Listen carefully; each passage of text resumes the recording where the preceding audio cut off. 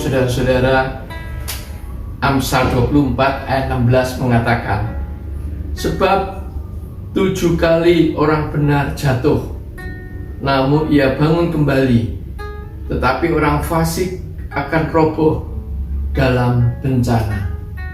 Saudara, ayat ini menceritakan bahwa manusia, baik dia orang benar atau pengikut Kristus maupun bukan, maka dia punya dinamika kehidupan.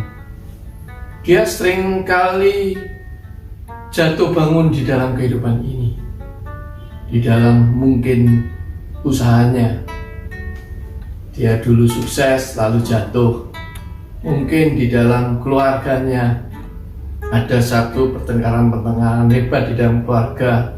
Mungkin di dalam studinya yang tidak 3 tahun selesai misalnya, maka dia sampai molor sampai 4-5 tahun. Mungkin juga dia waktu bekerja tidak pernah mencapai prestasi, tapi dia selalu jatuh terus ada di bawah. Mungkin dalam semua kegiatan karir hidupnya, ini dinamika kehidupan selalu berputar seperti itu. Saudara-saudara, orang benar, orang percaya pun mengalami itu. Apalagi masa-masa ini adalah masa-masa yang sulit. Pandemi sudah berlalu memang, tetapi dampak dari semuanya ini adalah sesuatu yang berat. Bencana ada di mana-mana, bahkan segala macam masalah muncul di dalam kehidupan ini. Dulu orang itu sukses, sekarang dia jatuh.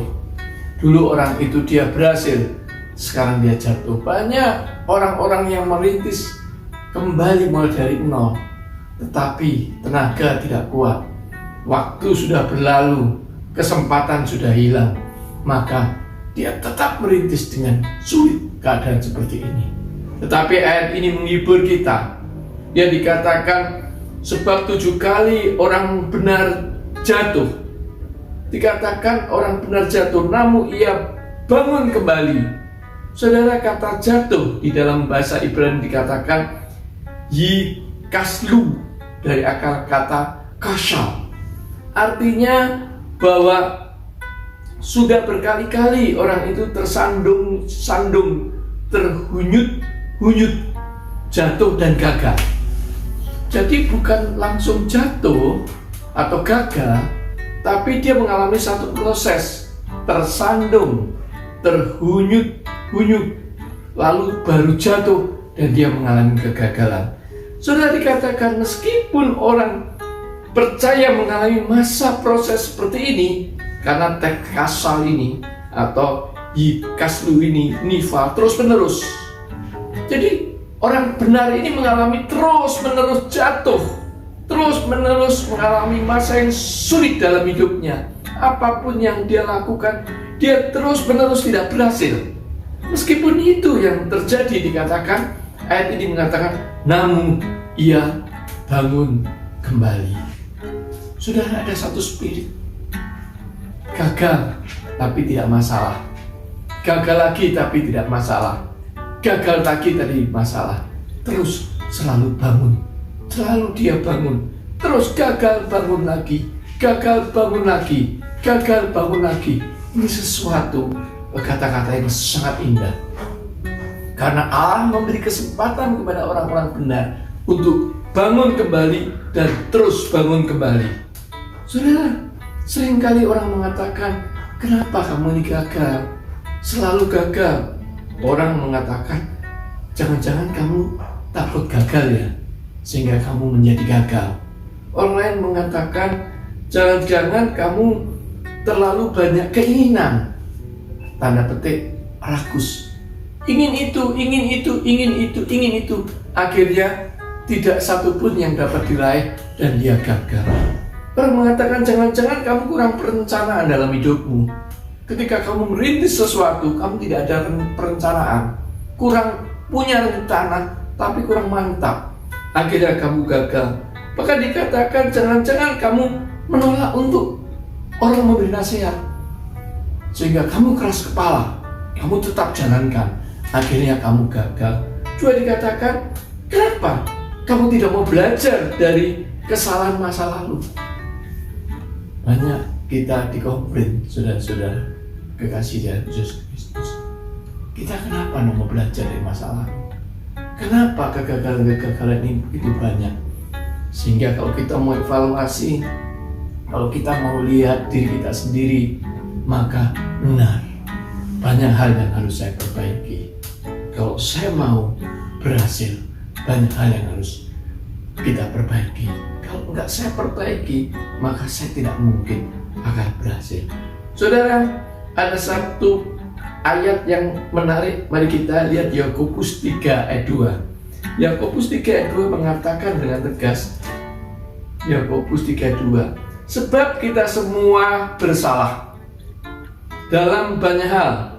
Barang siapa tidak bersalah dalam perkataannya, ia adalah orang sempurna yang dapat juga mengendalikan seluruh hidupnya.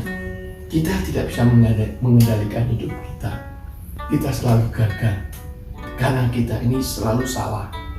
Memang Yakobus sudah mengatakan bahwa manusia itu selalu berbuat salah. Karena kesalahan-kesalahan inilah yang membuat manusia jadi gagal. Kan kita mengalaminya.